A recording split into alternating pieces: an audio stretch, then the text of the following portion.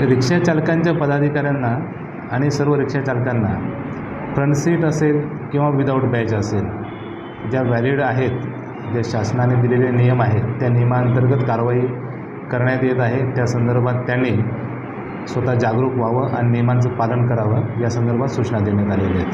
मग काय रिक्षा चालक जर परमिटचा भंग करत असेल तर मोटर वाहन कायद्यान्वये त्यांच्यावरती नियमितप्रमाणे कारवाई करण्यात येत आहे। तरी रिक्षा चालकांना एक आवाहन आहे की त्यांनी नियमांचं पालन करावं व कोणताही फाईन त्यांच्यावर येऊ देऊ नये।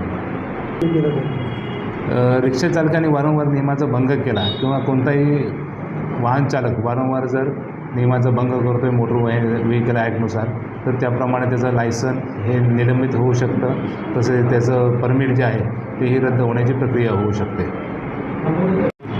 साधारणतः 1 जानेवारीपासून 31 मेपर्यंत डोंबिवली शहर वाहतूक शाखेकडून 5000च्या सुमारास रिक्षांवरती कारवाई करण्यात आलेली आहे। यामध्ये विदाऊट बॅच असतील, विदाऊट युनिफॉर्म असतील किंवा फ्रंट सीट असतील, या संदर्भाने जास्तीत जास्त रिक्षांवर कारवाई करण्यात आलेली आहे। प्रवाशांच्या सुरक्षेच्या अनुषंगाने फ्रंट सीट कोणीही रिक्षा चालकांनी भाडे घेऊ नये, या संदर्भात लोकांना आपण समुपदेशन पण करतो आहे, त्या पद्धतीनं आवाहन पण करतो आहे। नागरिकांना पण विनंती आहे की त्यांच्या सुरक्षेच्या अनुषंगाने 3च प्रवासी रिक्षामध्ये बसावेत, फ्रंट सीट कोणीही बसू नये।